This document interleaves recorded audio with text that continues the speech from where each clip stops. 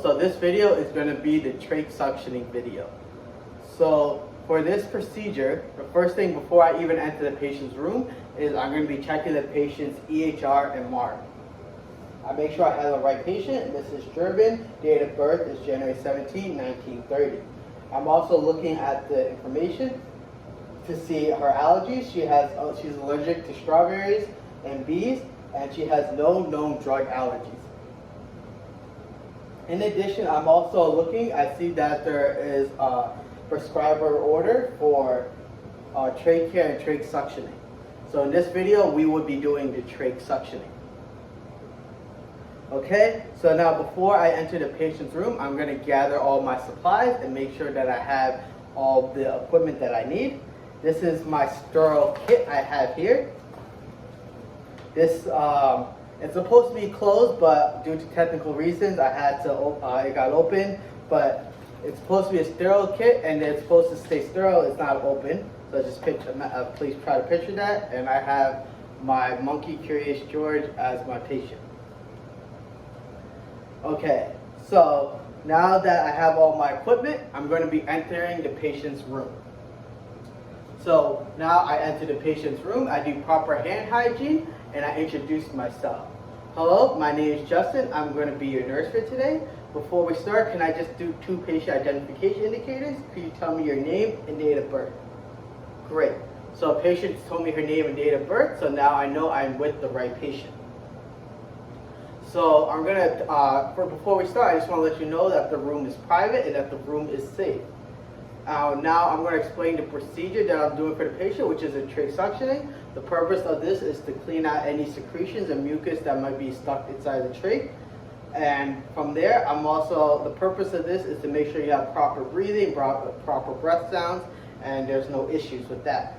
Side effects might be that you might feel tight, like unpleasure while I'm doing the suctioning, but that's perfectly normal. Please tell me if there's any abnormal or extra pain while this is going on.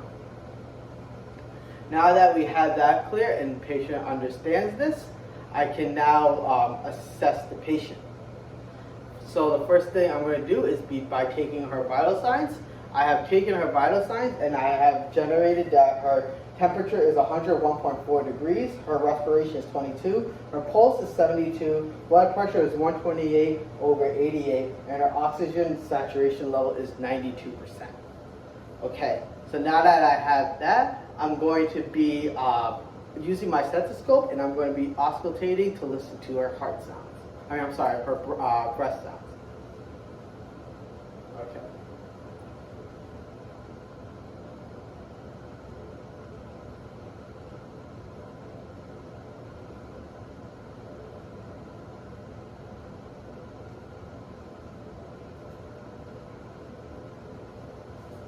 Okay, perfect. I listened to the patient's breath sound, and there are no abnormal findings.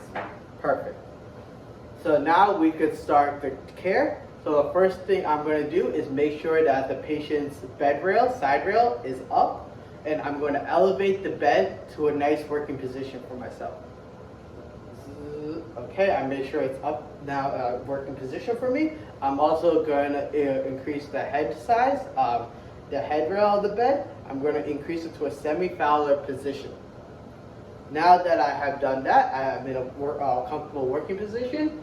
I'm going to pre-oxygenate my patient. So I'm going to pre-oxygenate it to 100%, as well I'm going to increase the suction rate to 80 to 120. While this is all going on, I have my pulse oximeter on my patient to make sure her oxygen saturation levels are perfectly normal, and while this whole care is going on.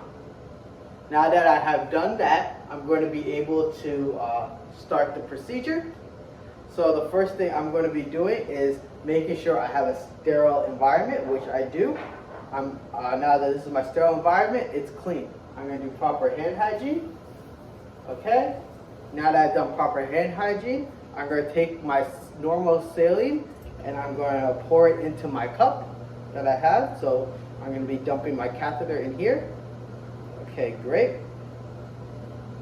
Now that I've done that, I do hand hygiene again. Okay. And now it's time to open up my sterile kit. So I have to make sure I keep sterility at all times. As you know, it's already open, but we are going to pretend that it's closed. So I slowly open it up. I take out first the gloves, which is sterile. I open up my sterile gloves and I insert my hand on the tucked in position. I put on the first glove, and with that I insert the second one. Okay, I keep sterility at all times. Now my hands are sterile, I have to be very careful what I do next. So now I'm going to be picking up my catheter. So I'm going to pick up the catheter. I have it in my hand. I'm going to tuck it around. And now that I have this tucked in, the first thing I'm going to do is I'm going to connect the suction tube. I'm going to connect the suction tube into the suction port into the suction tube. So once I do that, my hand is no longer sterile. This left hand has become non-sterile. I inserted the tube. Okay, now it is in. I'm going to first remove, with my non-sterile hand now, I'm going to remove the oxygen. I'm going to place it to the side, and I'm going to insert the catheter 12 to 13 centimeters into the trach. While I'm doing this, I'm going to make sure I'm not occluding. Now that it's in 12 to 13 centimeters, I'm going to slowly remove it in a 10 to 15 second manner, while at the same time occluding it. It's in a low, in a spinning motion, and a slowly spinning motion. I take it out within 10 to 15 seconds while occluding, and now I have it out. To make sure there is no secretions of mucus on the catheter, I put it into I dump it into the saline. Now, while I'm doing that, I put back, with my non-sterile hand, I put the oxygen back onto the patient. And while I'm doing that, keeping sterility, I put this catheter into the saline. Now that I've done that, this is clean again.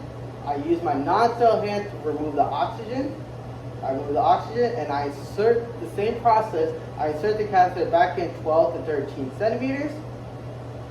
Now once it's in 12 to 13 centimeters, I slowly remove it out in a 10 to 15 second time frame. I take it out, 10 to 15 seconds, and while I'm doing that, I'm occluding it, the suction, and I slowly take it out.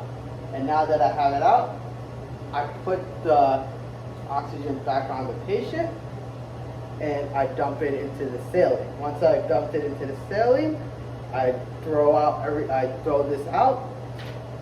I throw out my gloves while keeping sterility. So this is all thrown into garbage. I keep a clean environment.